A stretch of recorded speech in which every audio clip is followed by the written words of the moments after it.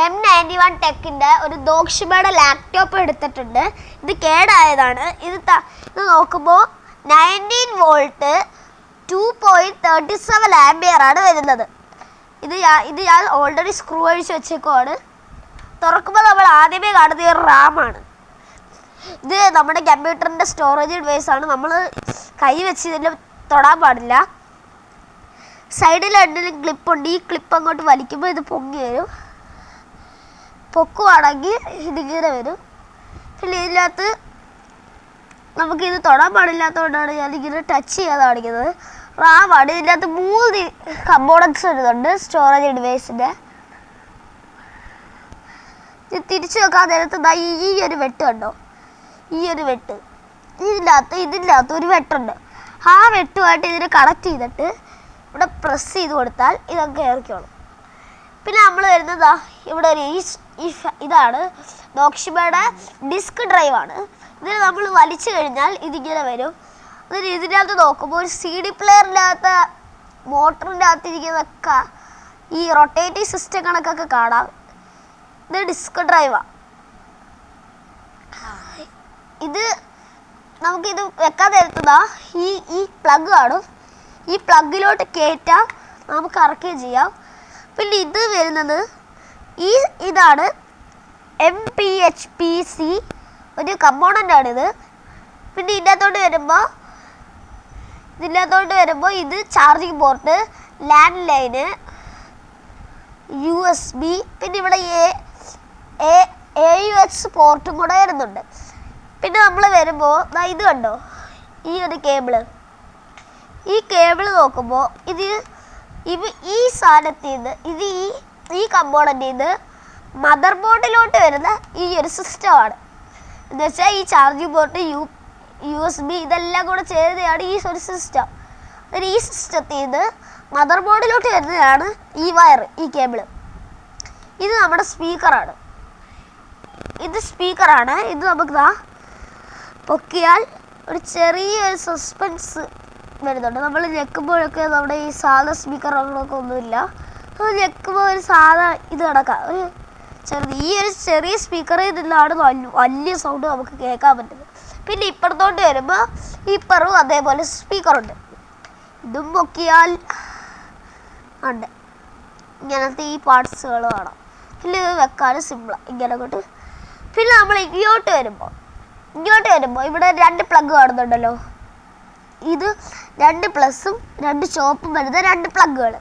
പിന്നെ ഇവിടെ നോക്കുമ്പോൾ വൈറ്റും നീലയും വരുന്നൊരു സ്പീക്കറിൻ്റെ വയറും ചുമന്നയും ബ്ലാക്കും ഒരു സ്പീക്കറിൻ്റെ വയറും ഈ സൈഡിലായിട്ട് നമ്മളിപ്പോൾ കാണിച്ചതിൽ ഈ സൈഡിലുള്ള അപ്പുറത്തെ സ്പീക്കറിൻ്റെ ആ വയറും വരുന്നുണ്ട്. ഇത് സ്പീക്കറിൻ്റെ വയറുകളാണ്. ഇത് നോക്കിയാൽ ഇതിവിടെ വന്ന് നമ്മുടെ ചാർജിങ്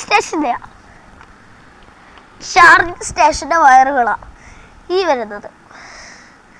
പിന്നെ നമ്മൾ നോക്കുവാണെങ്കിൽ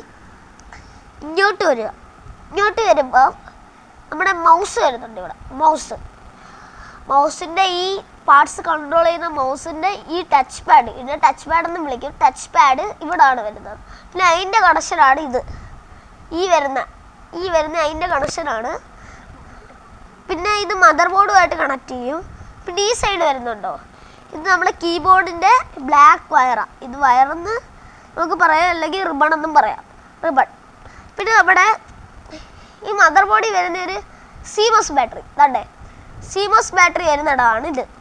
CMOS ബാറ്ററി ഇത് 3 CMOS ബാറ്ററി വരുന്നെങ്കിൽ അവിടെ വെച്ചിട്ടില്ല. അത് കമ്പനിക്കാർ വെക്കേണ്ടതാണ്, പക്ഷേ അത് വെച്ചിട്ടില്ല.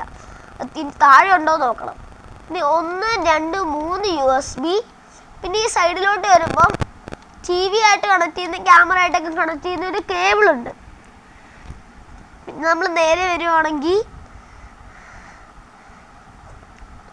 ഇത് നമുക്കിപ്പോൾ ഇവിടെ ഒരു പ്ലഗ് വരുന്നുണ്ട്. ഇത് CD പ്ലെയർ വരുന്നതാണ്. ഞാൻ മാറ്റിയേക്കും, അത് വേറൊരു കമ്പോണൻ്റായി മാറ്റിയിട്ടുണ്ട്. പിന്നെ ഈ 4 സൈഡ് ബാറ്ററി കണക്ഷൻ വരുന്നതാണ്. അത് ഞാൻ റിമൂവ് ചെയ്ത് മാറ്റിയേക്കുക. ഇനി നമുക്ക് ഫ്രണ്ട് നോക്കാം. അതിനായിട്ട് ഈ കമ്പോണൻ്റ് അടച്ച് നമുക്ക് ഫ്രണ്ട് എടുക്കാനേ പറ്റൂ. അടച്ചു കഴിഞ്ഞാൽ നമുക്കിത് ഫ്രണ്ട് വരും. പിന്നെ നമ്മൾ ഓപ്പൺ ചെയ്യുമ്പം ഫസ്റ്റിൽ കാണുന്നത് എന്തുവാ, ഇങ്ങനൊരു സാധനമല്ലേ. ഞാൻ ഈ ബാക്ക് സ്പേസ് അടിക്കുന്നിടം മാറ്റി വെച്ചേക്കുവാണ്. പിന്നെ നമ്മൾ വരുമ്പോൾ ഇത് നമ്മുടെ കീബോർഡല്ലേ. കീബോർഡിൻ്റെ ഈ കീബോർഡ് വർക്ക് ചെയ്യുന്നത് ഇതാ. കീബോർഡ് ഇതിൻ്റെ ബ്ലാക്ക് വയറാണ് നമ്മൾ അടി കണ്ടത്. പിന്നെ ഇത് നോക്ക്, ഇതാണ് മൗസ്. ഈ മൗസിൻ്റെ ഈ വയറാണ് നമ്മൾ അടിയിൽ കണ്ടത്. നമ്മളൊരു സിസ്റ്റമായിട്ടല്ലേ കണ്ടത്. പിന്നെ നമുക്ക് ഈ ഡിസ്പ്ലേ ഇത് നമുക്ക് അളക്കാൻ പറ്റും. ഞാൻ അളക്കി കാണിച്ചു തരാം. സൈഡിലായിട്ടുള്ള ഈ റിബണുകൾ ഇങ്ങനെ കൈ വെച്ചൊന്ന് പ്ലാസ്റ്റിക് ഇത് കൈ വെച്ചൊന്ന് അലിച്ചു കഴിഞ്ഞാൽ ഇങ്ങനെ പൊങ്ങി വരും. ഇങ്ങനെ അഴിച്ച് വരുമ്പോൾ സാധനം ഇങ്ങനെ അഴിഞ്ഞഴിഞ്ഞ് വരും. എന്നാൽ ഇവിടെ ഒരു ലോക്കുണ്ട്. ആ ലോക്കിന് നമ്മളൊന്ന് കുലുക്കിയിട്ട് ഇങ്ങനെ പതുക്കെ നനക്കി കൊടുത്തു കഴിഞ്ഞാൽ അളകിഞ്ഞ് വരും. ഇപ്പുറത്തെ സൈഡ് കുടുങ്ങാൻ പാടില്ല. ഇങ്ങനെ ആക്കിയിട്ട് ചരിക്കുമ്പോൾ രണ്ടും കൂടെ ഇളകി വന്നിട്ടുണ്ട്. പിന്നെ നമ്മൾ നോക്കുവാണെങ്കിൽ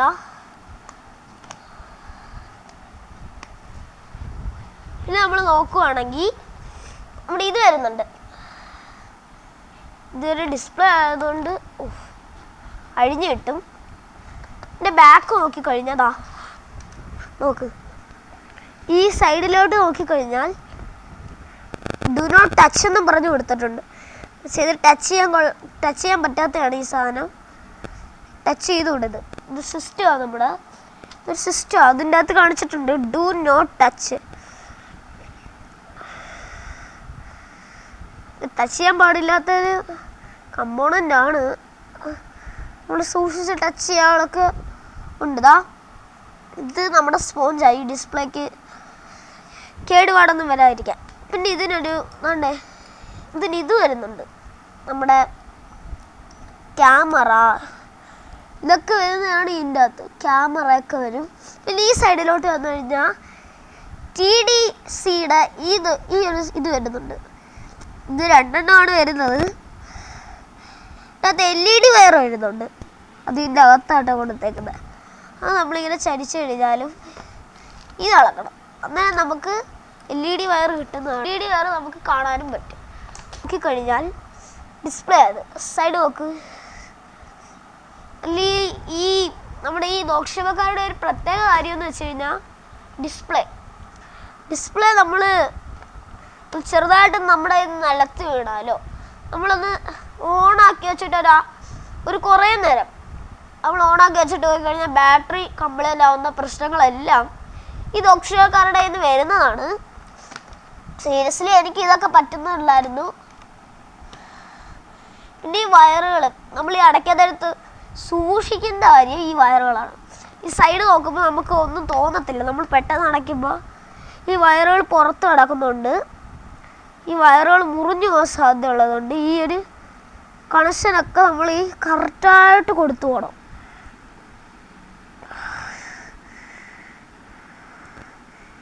ചിലയിടത്ത് രണ്ടെണ്ണമായിട്ടും ചിലയിടത്ത് ഒരെണ്ണമായിട്ടൊക്കെയാണ് വരുന്നത് കണക്ഷൻ.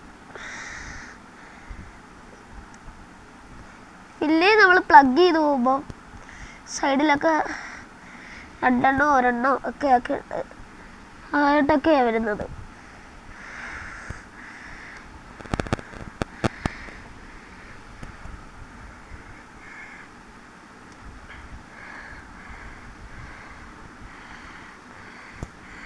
രണ്ടിനെയും രണ്ട് സൈഡിൽ കൊടുത്തു കഴിഞ്ഞാൽ പണി കഴിഞ്ഞു.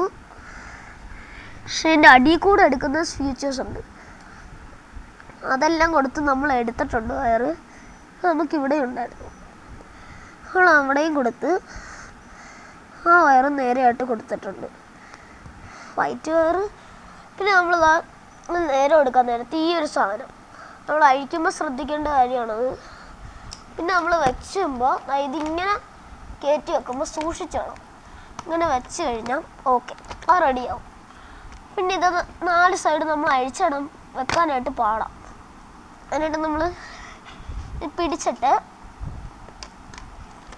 ഈ സൈഡ് നമ്മളിങ്ങനെ പ്രസ് ചെയ്യണം. സൈഡുകൾ പ്രസ് ചെയ്ത് വരുമ്പോൾ ഇത് അടഞ്ഞടഞ്ഞ് വരും. അവിടെ നമ്മൾ പ്രസ് ചെയ്ത് കൊടുത്താൽ മതി. നല്ല